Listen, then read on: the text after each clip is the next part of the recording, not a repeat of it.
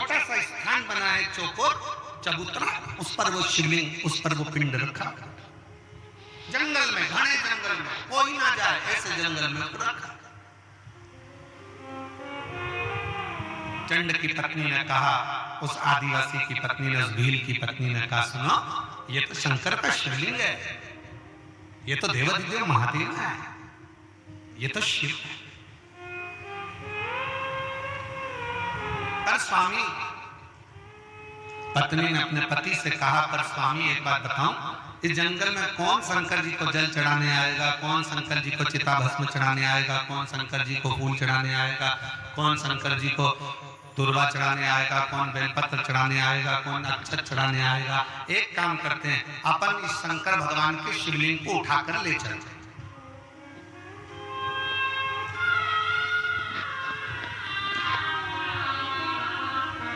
अब ईमानदारी से बोलो, शंकर भगवान का शिवलिंग शंकर जी की आज्ञा के बिना हिल सकता है क्या? जम के बोलो जरा। नहीं। इसका प्रमाण है तुम्हारे कांकेर की महानदी के तट पर विराजमान शंकर भगवान। कांकेर के राजा शंकर भगवान के शिवलिंग को महानदी के तट पे से उठाकर ला रहे थे, उनकी गाड़ी टूट गई, पर शंकर भगवान का शिवलिंग नहीं हिला, वहां स्थापित हो गया, वो हिला नहीं। इसका प्रमाण है कांकेर की यह पवित्र भूमि, शंकर की यह पवित्र भूमि।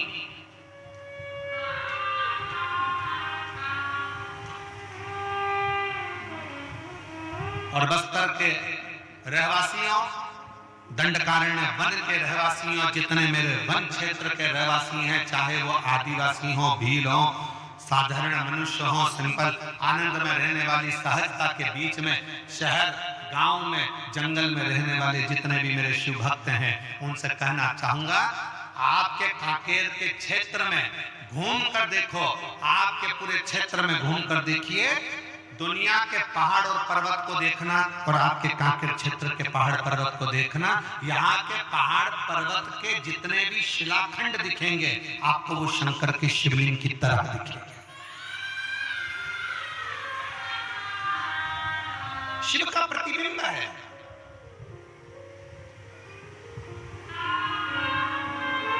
शिव का प्रतिबिंब।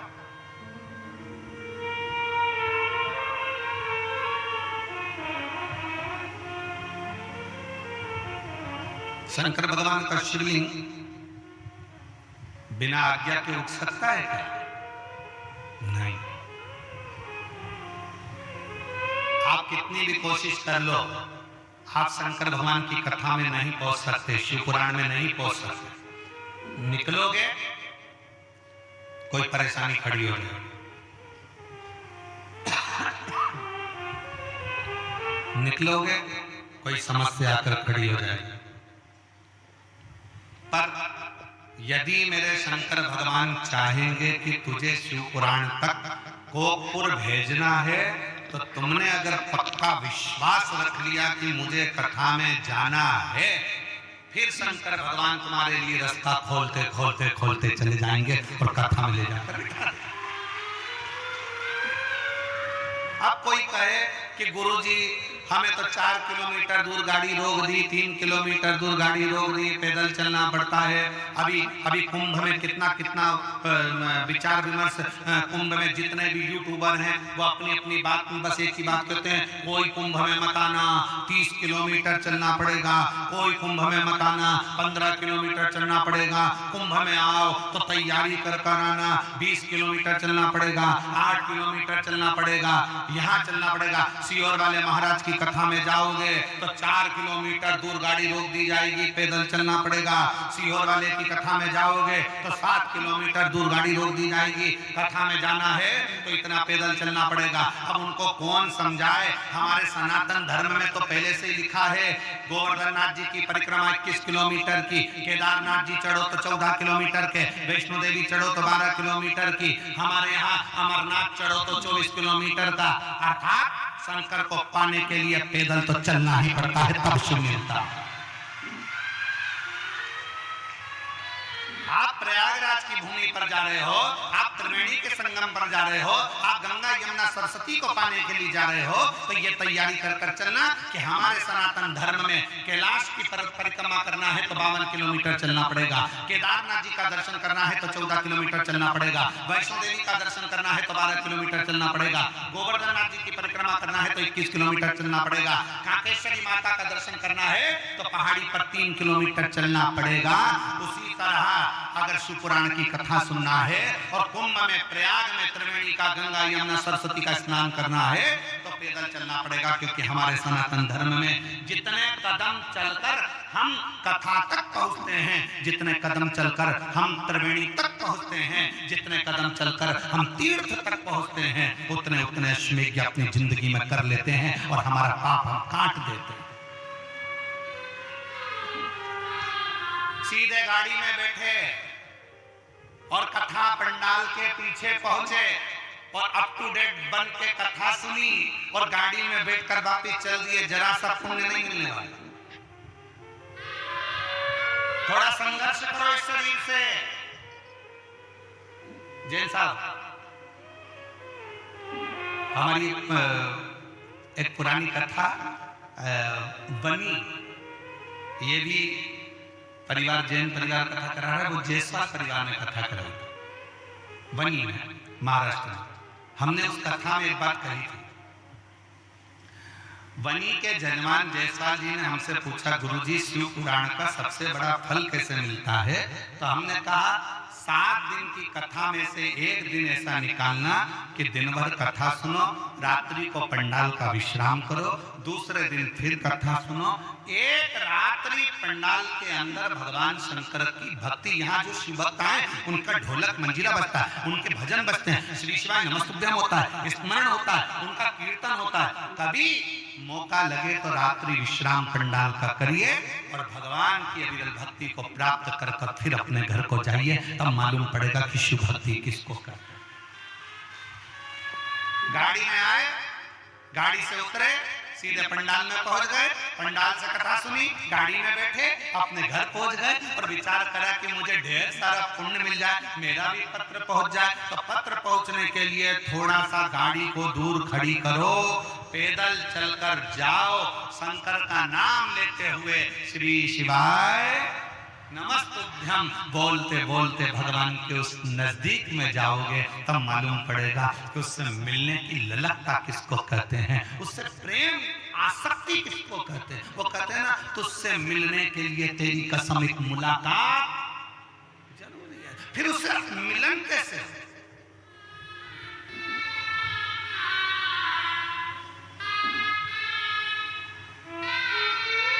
और मेरे भोले तेरा सहारा रे, मेरे भोले तेरा सहारा रे, मेरी नैया का तू किनारा रे, मेरी नैया का तू किनारा,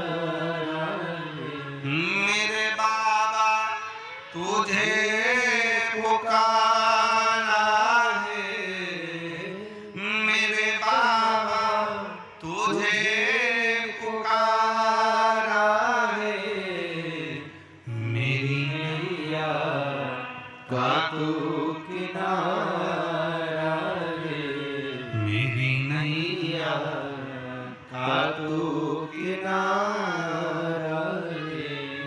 जाओ, थोड़ा पैदल चलकर बोलते बोलते श्री शिवाय नमस्तुभ्यं, श्री शिवाय नमस्तुभ्यं, श्री शिवाय नमस्तुभ्यं, श्री शिवाय नमस्तुभ्यं।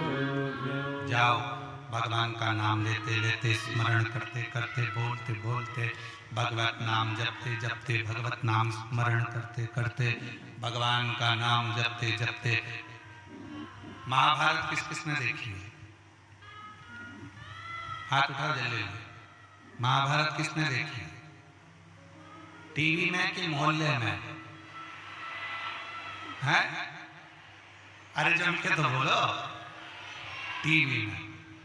मोहल्ले की भी देखी होगी, तुमने मान ही नहीं सकता। ऐसा हो ही नहीं सकता कि मोहल्ले में महाभारत और तुम ना देखो। बड़े खिड़की में तो झांक झांक के देखते, मम्मी जल्दी जल्दी। मम्मी ने पूछा क्या हो गया? जल्दी आ, वो बिमला की बाई लड़ रही है।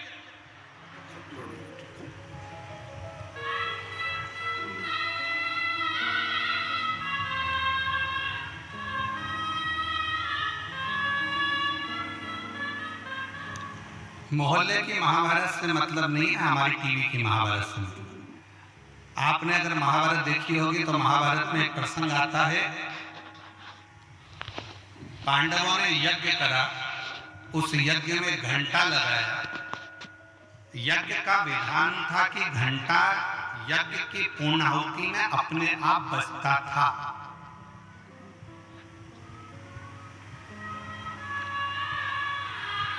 पर पांडवों ने जो यज्ञ करा उसका घंटा नहीं बजा, अपने आप वो घंटा नहीं बजा। पूछा गया यज्ञकर्ताओं से, ब्राह्मणों से, यज्ञाचार्यों से कि ये घंटा क्यों नहीं बजता? कहा महाराज कोई भूखा रह गया, तुमने भंडारा रखा और कोई ने खाना नहीं खाया, कोई भूखा है। पता करा तो एक संत एक कुटिया में बैठे थे और वो कह रहे थे कि मैंने भोजन नहीं करा भंडारे में, इसलिए वो घंटा नहीं बजा। संत के हाथ जोड़े अर्जुन नकुल सहदेव ने कि आप चलो और हमारे यहाँ भोजन करो। नहीं, मुझे 1000 अश्वमेध यज्ञ का पुण्य दोगे तो मैं तुम्हारे यहाँ भोजन करूंगा, वरना मैं भोजन नहीं करूंगा।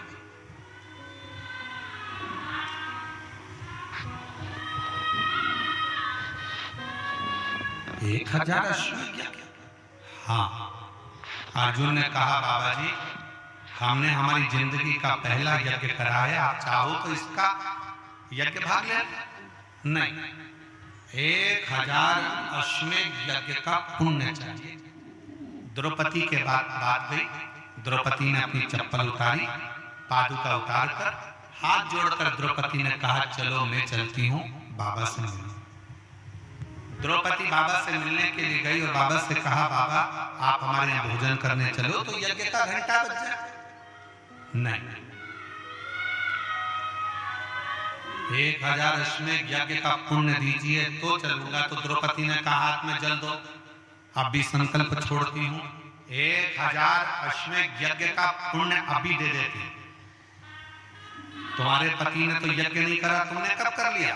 द्रौपदी कहती है बाबा हमारे शास्त्र कहते हैं जितने कदम चलकर हम किसी तीर्थ में जाते हैं, शिव पुराण तक जाते हैं, किसी गुरु से मिलने के लिए जाते हैं, उतने अश्वमेध यज्ञ अपनी जिंदगी के कर लेते हैं।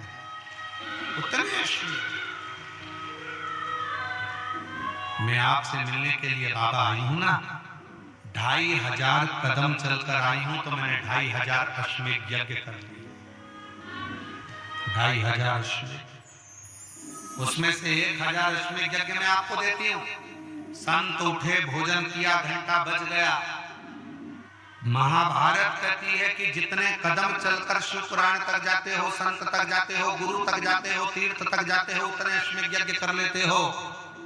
शिव महापुराण में आने वाले शिव भक्त ये बात अपनी बुद्धि में बिठा लेना, 4 किलोमीटर, 3 किलोमीटर, 2 किलोमीटर, 1 किलोमीटर, आधा किलोमीटर अगर चलने को मिल रहा है तो समझ लेना कि शंकर भगवान तुमसे अश्वमेध यज्ञ करवा रहे हैं। ये अश्वमेध यज्ञ है।